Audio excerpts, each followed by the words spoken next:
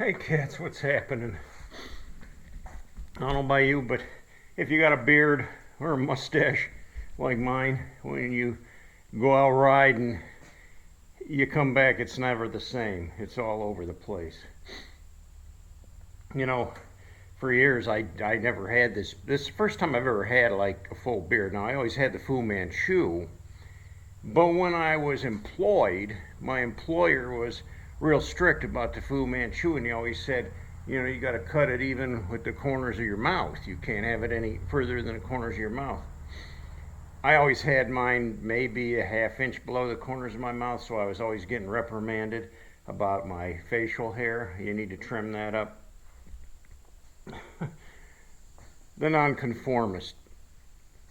Yeah, I was going to talk about that today. Why are so many bikers not all of them, but there's a few that are really non-conformist. In other words, they don't want to conform to any rules or regulations. They just want to be free to do their own thing. And a lot of these old school guys aren't really employed as a result of that. They have to have their own business. Maybe they wrench on bikes or something to earn a dollar. But because that they do not want to conform, that it's hard for them to hold a job. Remember my first job, full-time job that I had when I went into work, they said, well, you're going to have to wear a uniform. No, I never wore a uniform in my life, and it was a work uniform, and I worked for the Park Service, so it was like a pair of forest green work pants, and then it was like a light green button shirt, and you could either get short sleeve or long sleeve. And whatever choice you chose, you had 5 pair of pants and 5 shirts, and that was all you got. And then they had like a little embroidered name tag with your name on there. And I hated it because I never wore a uniform before, and I thought, what are these bees all over the place now? Everywhere I go, there's bees now all of a sudden. They're everywhere. You step out the front door and the bees like right in your face. So, yeah, they're even coming in the garage here after me. Anyway, I had to wear this uniform, and I didn't like it at all. And I'd have my shirt unbuttoned, and the boss said, button your shirt up. And I had my sleeves, pinned all the way up, rolled all the way up, and roll your sleeves down. And, I was kind of strict about the code of dress you had to have on the job, even though we were just maintenance guys, just working out in the field, maybe mowing grass or things like that. You had to wear that uniform, and you had to adhere to their rules of, how you looked.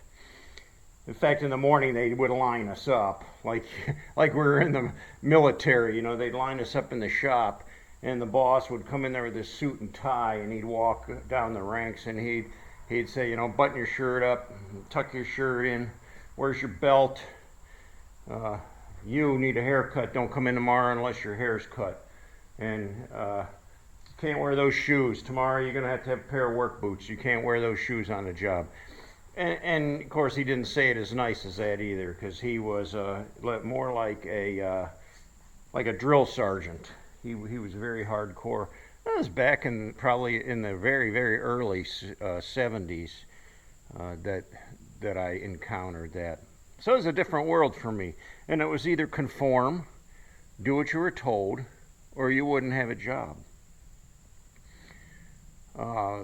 And as my career went on, my uniform changed, of course, but I always had to adhere to that uniform one way or another. When I got into management, I had to wear like a black BDU pants that are like police type, SWAT type pants, and a polo shirt, like a tan polo shirt. And I hated that uniform. I just hated it. But if you wanted a job, that's what you're going to wear, and you didn't have any choice. And then it was a thing about facial hair, the mustache can't come down behind the corner of your lips. Well, as soon as I retired, I started growing this thing back out again. Now, I don't grow a mustache very good. There's some guys that can grow like the big ZZ top beard. Mine doesn't get much longer than this, and it just my beard hairs start falling out or they break off because my hair's kind of thin. At any rate, some of these old school bikers, though, they you'll notice they have long hair. I can't grow hair. If I wanted to, I'd have the cul-de-sac, the crypt keeper look. Bald on the top with a little bit of hair coming out the back of my neck. Nah, I shave it all off. My wife bought me a nice little skull shaver thing that you just rub around your head and it just buzzes it right off pretty close to the scalp. And I'm used to that and I like it. I'm comfortable that way. I don't have to comb my hair, have it tangled up or anything. But the beard I do have to try to manage somewhat. But these old school bikers, they'll have the long grizzly beards or the big, long, bushy mustaches.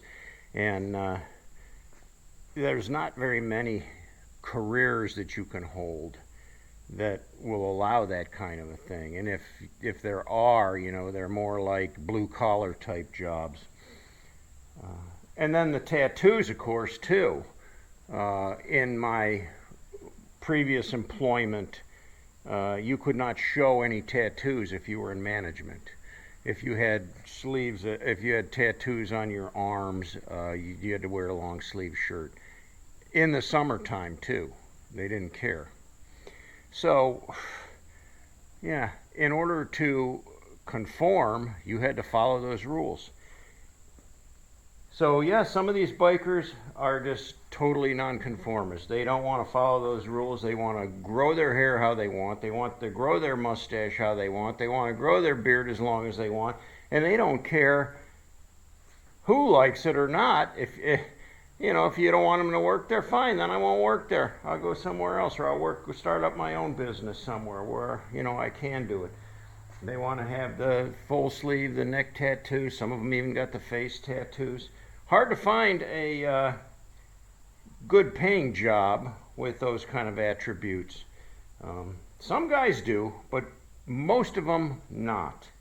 When you go out into the employment world and try to find a job, and you come in there, with the big bushy long beard and the long scraggly hair and the tattoos, good luck in getting a job. And if you do meet all the requirements, you can be pretty sure they're going to tell you you're going to have to clean up, you're going to have to cut that hair, you're going to have to trim that mustache up. Yeah, they want you to conform. Well, in my retirement now, I guess you can call me a nonconformist. I'm not going to conform anymore to anything. I'm going to do my own thing. I'm going to grow my beard however it grows.